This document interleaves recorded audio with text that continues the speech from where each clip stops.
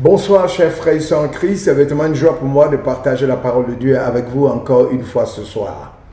Voilà, je suis disciple de Christ avant d'être serviteur du Dieu vivant. Je suis Michael Bogu, votre serviteur. Ce soir, nous sommes là pour partager la parole de Dieu. Je vais d'abord faire un petit résumé de ce qu'on a partagé hier avant d'aborder le nouveau thème. On a dit hier qu'il fallait abandonner la distraction qui nous empêche de découvrir la destinée que Dieu nous a prévue. On a dit aussi que l'ennemi de la grandeur n'est pas l'échec, c'est la familiarité avec les choses qui ne sont pas liées à la connaissance, à la voie qui mène à notre destinée. On a dit aussi que nous avons besoin d'être disciplinés parce qu'une vision sans discipline est une hallucination. Parce que je voudrais dire que nous sommes en train d'entrer dans l'étude de la parole de Dieu, parce que nous allons en profondeur maintenant, parce qu'il y a survolé la parole de Dieu et puis l'étudier en entrant deep inside, comme les anglophones disent, à l'intérieur. Voilà. Nous avons besoin d'être disciplinés parce qu'une vision sans discipline est une hallucination. Voilà. On a dit aussi que ne t'accroche pas à des personnes qui ne sont que le passé dans ta vie. De telles personnes vont te retarder et t'empêcher de découvrir ta destinée et de l'exécuter. On a dit aussi que chaque grand homme de Dieu dans la Bible a vécu des moments d'isolement. Nous, si nous voulons marcher à l'Éternel, nous devons avoir des moments de solitude, des moments d'isolement.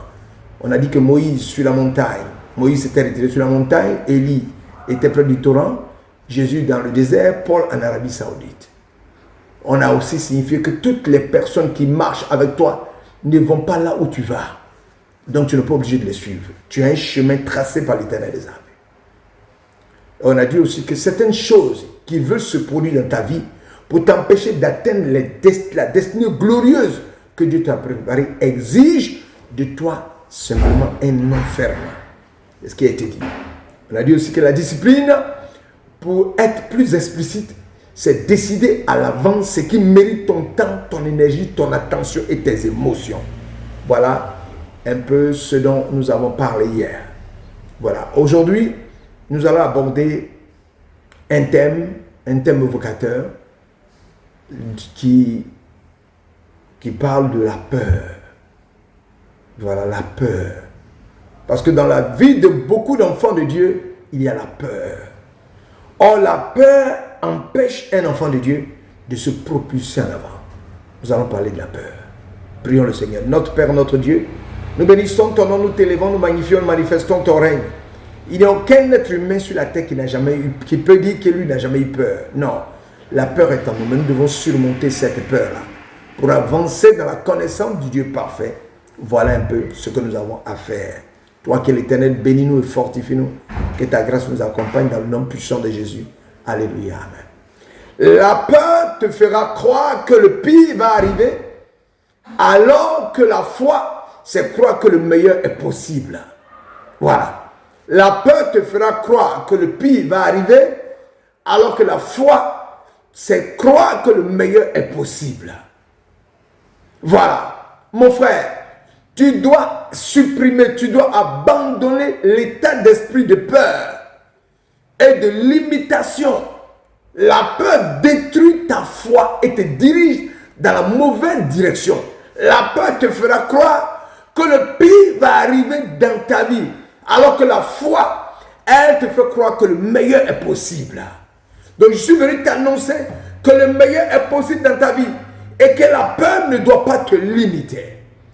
Les deux, c'est-à-dire la peur et la foi, exigent de croire.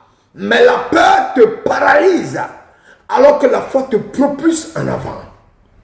La Bible déclare dans 1 Timothée chapitre 1, verset 1 à 7, Dieu ne nous a pas donné un esprit de peur, mais un esprit de puissance, d'amour et de sagesse. Un esprit d'audace, c'est ce que Dieu t'a donné. Alors je voulais te dire, arrête d'avoir peur, abandonne la peur. Propulse-toi d'avant avec la foi. Parce que la foi, dans Hébreux chapitre 11, verset 1, dit, la foi c'est la ferme assurance de ce qu'on espère et la démonstration de celle qu'on ne voit pas. C'est ce que tu ne vois pas, tu crois ce que tu ne vois pas et Dieu amène à l'existence ce que tu crois. Voici, c'est ça la foi. Cela signifie que la peur est illégale. Elle n'est pas une valeur du royaume, la peur. La peur ne vient pas de Dieu, mais la peur vient du diable qui utilise cette peur-là pour rétrécir notre vision. Satan utilise la peur pour exagérer les problèmes, pour les rendre grands, pour agrandir ton problème et te faire croire que tu ne peux pas trouver de solution. C'est ce que Satan fait. Mais je vais te dire, il faut avoir foi en Dieu, croire en Dieu, avoir confiance dans le Seigneur et il fera de grandes choses dans ta vie, dans le nom puissant de Jésus. La peur rend ton Goliath plus grand qu'il ne l'est et fait paraître Dieu plus petit qu'il l'est réellement. Ton potentiel, c'est ce que tu es capable de devenir, mais que tu n'es pas encore devenu. C'est ça ton potentiel. Ton potentiel, c'est ta capacité stockée en toi. Ton potentiel n'est pas ce que tu as déjà fait, c'est ce que tu peux faire. Dieu te dit ce soir qu'il y a en toi plus que ce que tu n'as jamais exprimé.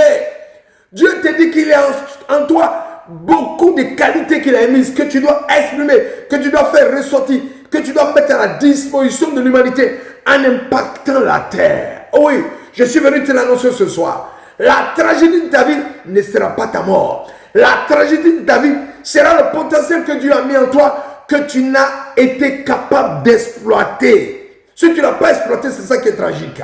Voilà. Mais ce n'est pas ta mort qui est tragique. C'est les capacités qui sont en toi que tu n'arrives pas à exploiter qui seront une tragédie dans ta vie. Alors lève-toi et exprime le potentiel que Dieu a mis en toi. Si tu ne le connais pas, demande cela à l'Éternel et Dieu mettra le potentiel à ta disposition, te montrera ta destinée et tu vas accomplir de grandes choses pour sa gloire. Parce que nous sommes sur terre pour impacter la terre et faire de grandes choses pour la gloire de Dieu. Nombre chapitre 13, verset 33 décrit la réaction de la peur des 12 espions envoyés par Moïse. Moïse a envoyé 12 espions pour explorer Canaan.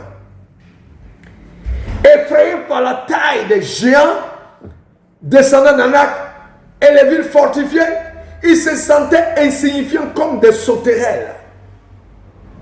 Oui, comme des sauterelles. Sémant le doute et le découragement dans le cœur du peuple de Dieu. Et remarque bien ceci.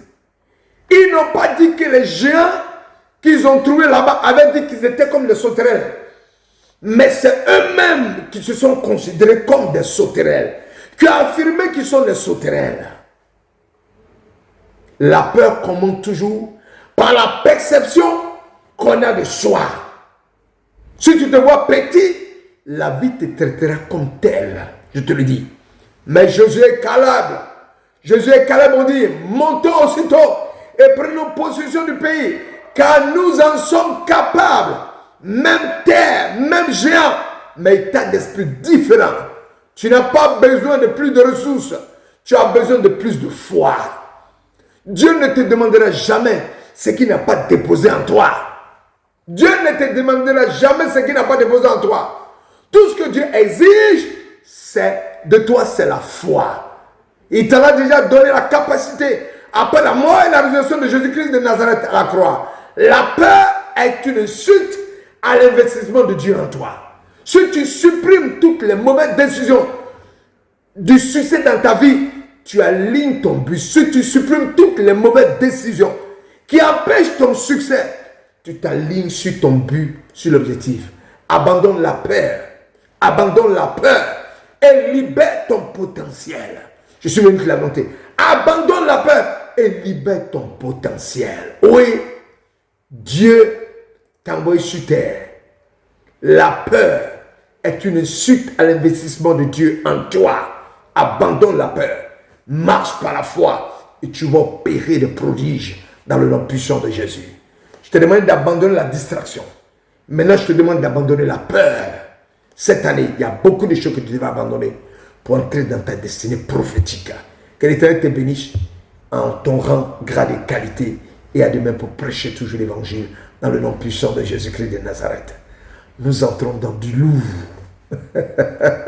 Que l'Éternel bénisse à demain pour continuer à prêcher.